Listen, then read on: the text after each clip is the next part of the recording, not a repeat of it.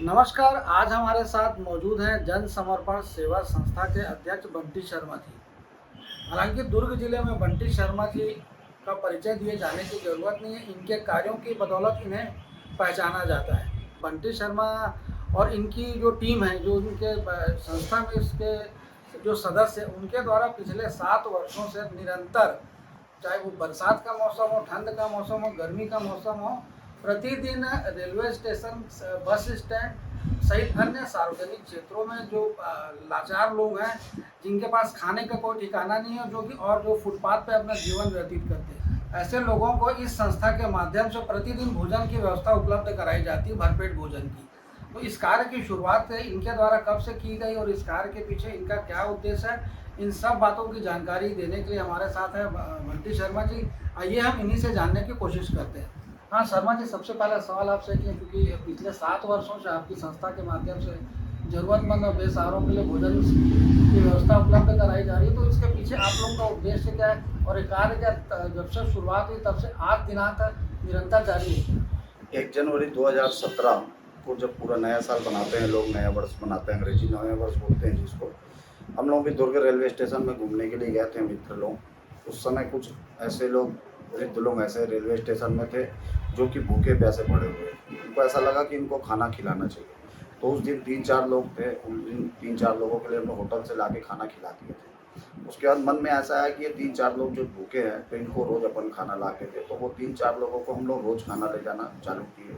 3 के बाद 4, 4 के बाद 8, 8 के बाद 10, 10 के बाद 15 और आज लगभग 200 लोगों को हम लोग दुर्ग रेलवे स्टेशन के साथ साथ पुराना बस स्टैंड, नया बस स्टैंड, मालवीय नगर चौक, तमेरपारा चौक, चंडी चौक, अग्रसेन चौक, विभिन्न स्थानों पर जो फुटपाथ में रह रहे हैं, फुटपाथ पर रहने वाले, क्योंकि उनके पास ना कोई ठिकाना है, ना उनके लिए चूल्हा है, ना बनाने के लिए बर्तन है, वैसे लोगों को हम लोग निःशुल्क भोजन दे रहे हैं। इसमें चाहे दिवाली हो, होली हो, ईद हो, कोई भी पर्व हो, सभी पर्वों में हम लोग 8:15 बजे डेली प्रतिदिन, आज हम लोगों को 7 साल 2 महीना हो गया है।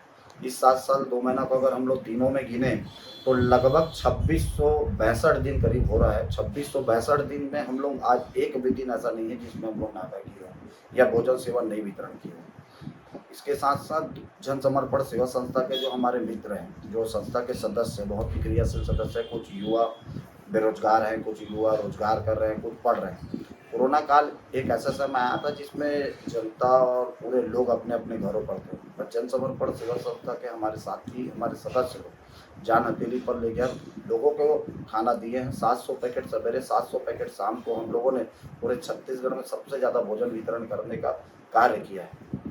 शर्मा जी, यहाँ पे एक सवाल ये आता है, लगातार 200 से 250 लोगों के लिए प्रतिदिन भोजन की व्यवस्था की जाती है और ये भी आपका कहना है कि जो आपकी संस्था के सदस्य हैं, कुछ नौकरी पेशा है, कुछ छात्र हैं, तो ऐसे में आप लोगों के द्वारा इसकी व्यवस्था कैसे की जाती है? कहीं ना कहीं तो परेशानियों का सामना करना ही पड़ता होगा। जन समर्पण सेवा संस्था आज पूरे जिले, शहर में ही नहीं, पूरे प्रदेश पर फैल चुकी है। आज शहर के, प्रदेश के बहुत सारे ऐसे सम्मानित लोग हैं जिनका सहयोग हमें मिलता है, पर सहयोग एक मुफ्त राशि के रूप में हम लोग नहीं लेते हैं। हम लोग, जैसे आप लोगों को किसी को भी खाना बांटना है तो उसमें एक दिन का, जैसे किसी की शादी की सालगिरह है या किसी का जन्म दिवस है या उनके घर परिवार में किसी का देहांत हो गया, उनकी पुण्यतिथि है, उस अवसर पर कोई खाना खिलाना चाहता है तो हम लोग मात्र एक नाम मात्र 700 रुपये हम लोग लेते हैं, जिसमें दाल चावल सब्जी हम लोग खिलाते हैं। लगभग 150 से 200 लोग उसमें खाना प्रतिदिन निश्चित तौर पर खाते हैं। जन समर्पण सेवा संस्था के जो हमारे साथी हैं, कुछ बेरोजगार भी हैं, कुछ रोजगार से हैं। मैं भी खुद एक नौकरी पेशा व्यक्ति हूँ। और जो लोग 700 रुपये देते हैं उनकी तरफ से उस दिन का भोजन रहता है। इसके अतिरिक्त जो भार पड़ता है वो हम लोग अपने आप उठाते हैं। शुरू के 3 वर्ष हम लोगों को परेशानी हुई क्योंकि आर्थिक और उस तरीके से हमारा प्रचार प्रसार नहीं हुआ था। आज दुर्ग के, भिलाई के और पूरे छत्तीसगढ़ के सम्मानित पत्रकारों का, सोशल मीडिया से जुड़े लोगों का सहयोग हमको मिला, जिससे जन समर्पण सेवा संस्था का नाम पूरे छत्तीसगढ़ स्तर पर पहुंच चुका है। जैसे आपने बताया कि प्रतिदिन इतने लोगों द्वारा भोजन व्यवस्था की जाती है, जो साथ ही जिनका जन्मदिन रहता है, मैरिज एनिवर्सरी की रहती है, उनसे आप लोगों द्वारा 700 रुपये शुल्क लिया जाता है उस एक पर्टिकुलर दिन के लिए। मेरा सवाल आपसे यहाँ पे ये है क्योंकि इतना लंबा वक्त हो गया आप लोगों को काम करते, तो आप लोगों द्वारा अपना दायरा क्यों नहीं बढ़ाया जा रहा है? क्योंकि संस्था का नाम तो पूरे प्रदेश में लोगों के संज्ञान में है, तो दुर्ग शहर से निकल करके अन्य क्षेत्रों में भी इस तरह की व्यवस्था, चूँकि पावर हाउस रेलवे स्टेशन हो चाहे अन्य रेलवे स्टेशन हो, यहाँ भी फुटपाथ पे लोग रहते हैं जिन्हें भोजन के लिए मजबूर होना पड़ता है, परेशान होना पड़ता है, तो ऐसे लोगों के लिए कुछ आने वाले समय में योजना है क्या? हम लोग वैसे तो हम लोग दिवाली दशहरा जितने पर्व आते हैं, कुम्हारी चौक से लेकर अंजोरा चौक तक जितने फुटपाथ हैं, यानी अपन बोलेंगे तो लगभग वो दुर्ग जिले का आधा क्षेत्र हो जाता है। इस कुम्हारी चौक से अंजोरा चौक तक जितने फुटपाथ हैं, सभी फुटपाथों पर साबुन, निरमा, तेल, पाउडर, नया कपड़ा, बच्चों के लिए मिठाई और दीपावली में फटाखा और होली में उनके रंग गुलाल की व्यवस्था हम लोग लगातार करते हैं। इसके साथ साथ ठंड में जैसे कंबल है, हम लोग कुमारी से लेकर अंजोरा तक सभी लोगों को कंबल ठंड में वितरण करते हैं। ये हम लोगों का दायरा निश्चित तौर पर आगे और बढ़ता जा रहा है। अभी हम लोग जैसे त्योहारों में करते हैं, आने वाले समूह में अन्य स्टेशनों में भी करेंगे, जैसा कि रायगढ़ में हो गया, अंबिकापुर में हो गया। हमारी संस्था से और जो लोग प्रभावित हुए हैं, वहाँ भी अंबिकापुर में, रायगढ़ में महिलाओं द्वारा भोजन हमारी संस्था के नाम से कराया जा रहा है। उसको और वृहद रूप में लेने के लिए, क्योंकि हमारा जन समर्पण सेवा संस्था का एकमात्र उद्देश्य है भूखे को भोजन खिलाना। हम लोग उसी उद्देश्य को लेकर कर रहे हैं। हम लोग का एक ही उद्देश्य है कि शहर पर, जिले में या प्रदेश पर कोई भी ऐसा व्यक्ति या बुजुर्ग या विकलांग भूखा ना सोए। भूख के मारे जो पहले डेथ होती थी, किसी का निधन होता था, वो आज आप लोग देखेंगे कि जन समर्पण सेवा संस्था जितने 7 सालों से कार्य कर रही है, भूख से किसी भी फुटपाथ पर कोई व्यक्ति मरा हुआ नहीं, या कोई घटना से मर जाएगा अलग बात है। पर आज आप कहीं पे भी, हमारे पास कहीं से भी फ़ोन आज रात को 2 बजे भी किसी का फ़ोन आता है कि भैया यहाँ फुटपाथ है, यहाँ आदमी भूखा सोया है, या कोई ट्रेन से कोई उतरा है वो भूखा है, हम लोग तत्काल रात को कहीं से भी भोजन व्यवस्था करते हैं। तो भूख से हम लोग किसी को मौत ना हो, ये हमारा सोचना है। और भूखा कोई रात को ना सोए। भगवान ने जीव दिया है, भगवान पैदा किया है, तो पेट सभी पालते हैं, पर ऐसा समय आता है कि लोगों को भूखा रहना पड़ता है। तो हमारा उद्देश्य वही है कि उस उद्देश्य पर हमको कार्य करना है कि भगवान जब सवेरे उठाए तो भूखा उठाए, पर रात को जब सुलाए तो भूखा ना सुलाए। हमारा ये उद्देश्य है। क्योंकि शर्मा जी, ये भी देखने को आता है, क्योंकि हमारे द्वारा देखा भी गया है कि दिव्यांगों के लिए भी जन समर्पण सेवा संस्था द्वारा कार्य किया जाता है। तो किस तरह की मतलब ये सेवा कार्य होता है, दिव्यांगों को जो किस तरह की सुविधाएं मुहैया कराई जाती है? जन समर्पण सेवा संस्था विगत 4 वर्षों से यह कार्य चालू करी है दिव्यांग लोगों के लिए। जैसे फुटपाथ पर रहने वाले जो लोग रहते हैं, जिनके पास आधार कार्ड या किसी प्रकार का परिचय पत्र नहीं होता, सरकार का योजना है, सरकार की योजना है, सराहनीय योजना पूरे शहर में, प्रदेश में और देश में चल रही है। पर सरकार के साथ हम लोग भी अपना एक कदम चलाते हैं, जिसमें जिनके पास आधार कार्ड, क्योंकि जो भीख मांगने वाले लोग रहते हैं, उनके पास आधार कार्ड नहीं होता, मकान नहीं होता, घर नहीं होता, निवास स्थान नहीं होता, किसी भी फुटपाथ पर वो सो जाते हैं। वैसे लोग अगर विकलांग हैं, जिसमें लगभग हम लोग 47 लोगों को 3 चक्का साइकिल, जिसको ट्राइसिकल बोलते हैं, हम लोग दुर्ग जिले में अभी तक बांट चुके हैं। किसी पार्षद का भी फ़ोन आता है, या किसी नेता का या किसी सामाजिक कार्यकर्ता का फ़ोन आता है कि हमारे इधर क्षेत्र में एक लड़का है विकलांग है, उसको ट्राइसिकल की ज़रूरत है, तो हम लोग तत्काल ट्राइसिकल की व्यवस्था करते हैं। इसके साथ साथ दुर्ग जिले के में हम लोग अभी विगत 4 वर्षों से एक सेवा चालू की है, जिसमें दिव्यांगजन नहीं, जिनका एक्सीडेंट हो जाता है या लकवा मार देता है या अन्य किसी कारण से कोई बेड रेस्ट रहता है, उसको 1 महीना बेड रेस्ट बोलता है डॉक्टर, तो उसको जो चीज़ों की आवश्यकता होती है, क्योंकि सेठ अमीर आदमी है वो तो पलंग खरीद सकता है, डॉक्टर जो मेडिकल पलंग आती है 20 से 22 हज़ार रुपये की आती है, उसको कोई अमीर आदमी खरीद सकता है। पर कोई गरीब आदमी है, उसको 1 महीना अगर बेड रेस्ट डॉक्टर बोला है तो वो अपने घर की खटिया में सोता है, क्योंकि वो घर की खटिया डॉक्टर इलाज के लिए काम नहीं आती। तो हम लोग एक सेवा चालू की है, जिसमें पूरे दुर्ग जिले के सभी नागरिकों के लिए हम लोग ये सेवा चालू है कि किसी को भी मेडिकल पलंग, बेड रेस्ट के लिए 1 महीना 2 महीने के लिए ज़रूरत हो, व्हील चेयर ज़रूरत हो, कम्बोर्ड चेयर ज़रूरत हो, हम लोग निःशुल्क उपलब्ध कराते हैं। बस उसमें हम लोग की नियम और सहायता ये रहती है कि आप अपना आधार कार्ड लेके आइए, और यहाँ पे गंज पार शक्ति चौरा दुर्गा मंदिर है, कृष्ण भवन है, वहाँ से आप लेके जाइए सुरक्षित, और सुरक्षित ला के दीजिए। किसी प्रकार की आपसे राशि नहीं लेंगे, आप सुरक्षित लाइए और सुरक्षित ले जाइए। जैसे आप लोगों द्वारा मेडिकल संसाधन दिया जाता है, जैसा कि आपने बताया कि जो मेडिकल पलंग रहती है, वो चूँकि वो सिर्फ मेडिकल से जुड़े लोगों के लिए उपयोगी होती है, जिससे जैसे किसी ज़रूरतमंद को इसकी आवश्यकता और आप लोगों द्वारा जो प्रदान की जाती है, तो किस तरह की ये सुविधाएँ और इसमें किस तरह का चार्ज लिया जाता है? किसी भी प्रकार का कोई चार्ज हम लोग इसमें ना पहले रखाते हैं, ना बाद में लेते हैं। आप अपने साधन लेके आइए, मेडिकल पलंग बड़े गाड़ी में हो जाएगा, बड़ी गाड़ी में आप लेके चल दीजिए। किसी को डॉक्टर नहीं बोलता है बेड रेस्ट के लिए, क्योंकि हर आदमी डॉक्टर के पास भी नहीं पहुंच पाता, हो सकता है लकवा मार दिया और बेड रेस्ट करना हो, उसे भी हम लोग पूर्ण रूप से निःशुल्क उपलब्ध कराते हैं। मेडिकल से संबंधित चीज़ ही नहीं, जैसे लकवा भी मार दिया या अन्य कोई बीमारी हो गई या बुजुर्ग हो गया बहुत अंतिम समय जब आदमी का आता है, तो उस समय भी ऐसी अवस्था होती है कि वो पलंग से नहीं उठ सकता, तो उनके लिए भी पलंग की व्यवस्था, व्हील चेयर की व्यवस्था और कम्बोर्ड चेयर की व्यवस्था हम लोग निःशुल्क उपलब्ध कराते हैं पूरी तरीके से। क्योंकि इतना बेहतरीन कार्यों को संस्था के माध्यम से अंजाम दिया जा रहा है, तो लगातार कार्य करते आप लोगों को 7 वर्ष पूरे हो चुके हैं, तो शासन प्रशासन से किस तरह की आप लोगों को मदद मिलती है या आप लोगों द्वारा इसके लिए प्रयास ही नहीं किए गए? जन समर्पण सेवा संस्था सारे लोगों को साथ में लेके चलती है, चाहे वो शासन हो, प्रशासन हो, चाहे राजनीतिक पार्टी के सभी नेता लोग हैं, सभी लोगों का सहयोग हमें मिलता है और मार्गदर्शन मिलता है। चूँकि ये संस्था एक सामाजिक संस्था है, इसलिए किसी एक प्रभावशील व्यक्ति या किसी एक प्रभावशील नेता या प्रशासन का सहयोग हम नहीं लेते हैं। जैसे कोरोना काल था, कोरोना काल में शासन ने हमको सहयोग किया, हम लोगों को पास दिया जो कि हम लोग शहर में घूम घूम के खाना बांट सके, क्योंकि शासन का एक नियम था घर से बाहर नहीं निकलेंगे। उस पर हम लोगों ने शासन से एक अनुरोध किया, तो शासन ने हमने पास उपलब्ध कराया, किसी भी पुलिस प्रशासन द्वारा हमने रोका नहीं किया, पूरी तरीके से हम लोग ने खाना बांटा। इसके साथ साथ 26 जनवरी 15 अगस्त जो होता है उसमें शासन द्वारा हमारे कार्यों को देखकर एक सम्मान भी किया गया है। शहर के बहुत सारे सामाजिक धार्मिक संगठन हैं, समाज के लोग हैं, अग्रवाल समाज, ब्राह्मण समाज, अन्य समाज है, मुस्लिम समाज, हिंदू, मुस्लिम, सिख, ईसाई, चारों धर्म का सहयोग हमें इसमें मिलता है और चारों धर्म के लोगों द्वारा जन समर्पण सेवा संस्था के कार्यों को देखकर सम्मान भी हमें मिला है, जिसमें हम लोगों को मोमेंटो, प्रतीक चिन्ह, साल, नरियल सभी प्रकार के सम्मान से हम लोगों को सम्मानित किया गया है। यह सम्मान पाकर जन समर्पण सेवा संस्था का हर एक सदस्य अपने आप को गौरवान्वित महसूस करता है और एक नई ऊर्जा मिलती है। जब वह सम्मान लेकर घर जाता है तो उसे सम्मान का उसको नई ऊर्जा मिलती है, उसको उसके साथ साथ उसके परिवार में भी खुशी का माहौल रहता है।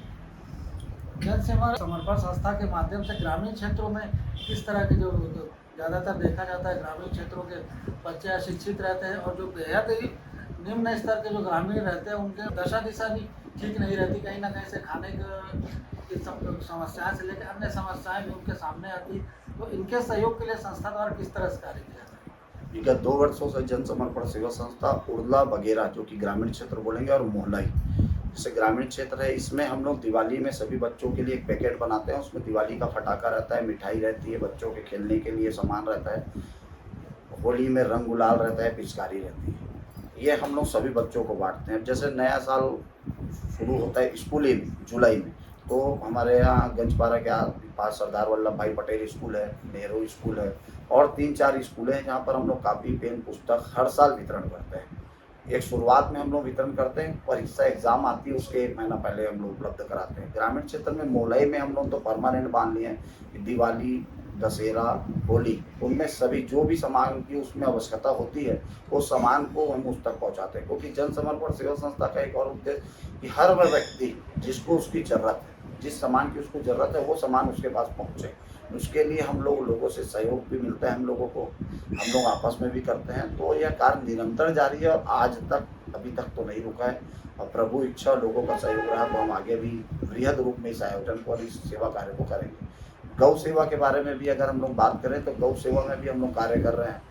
लगभग 3 से 4 हज़ार गाय लोगों को हम लोगों ने विगत 4 वर्षों में रेडियम की पट्टी बांधा है। बीच में आप लोग देखे होंगे कि शहर पर रोड पर गाय रहती थी और गाय रहने से दुर्घटना होती थी, पर हम लोगों ने गाय के गले में रेडियम की पट्टी बांधी। आप देखेंगे जन समर्पण सेवा संस्था की गाय की पट्टी गले में रखी रहती है, जिससे आकस्मिक दुर्घटना बचती है। गाय रोड में गाय है तो रेडियम पट्टी दूर से चमकती तो गाड़ी को दिख जाती कि कोई चीज़ है, तो हम लोग लगभग 3 से 4 हज़ार हम लोग ने गाय को रेडियम पट्टी बनाई और लगाए।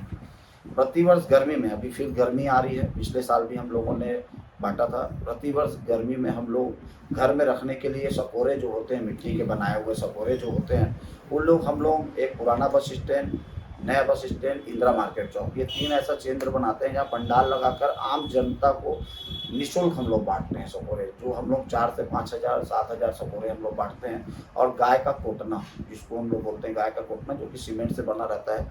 आप देखेंगे शहर के विभिन्न क्षेत्रों में लगभग दुर्ग से भिलाई तक लगभग 200 ऐसी जगह जन समर्पण सेवा संस्था का कोटना, जो कि गाय के चारा और पानी के लिए रहता है, और 4 से 5 हज़ार अभी भी हम लोग गर्मी में सकोरे बांटेंगे, जो कि आम जनता अपने छत पर ले जाकर रखे और पशु पक्षियों को पानी पिलाने की व्यवस्था हो सके। मानव सेवा से लेकर गौ सेवा, पशु पक्षी सेवा, सभी की सेवा करना हमारा एकमात्र उद्देश्य है, उस पर हम लोग कार्य कर रहे हैं। अंतिम सवाल आपसे ये है कि क्योंकि आने वाले समय में जन सेवा सेवा समर्पण संस्था का क्या कार्यक्रम है, क्या कार्य योजना है? योजना हमारी यही है कि इसको और वृहद रूप में हम लोग लेंगे।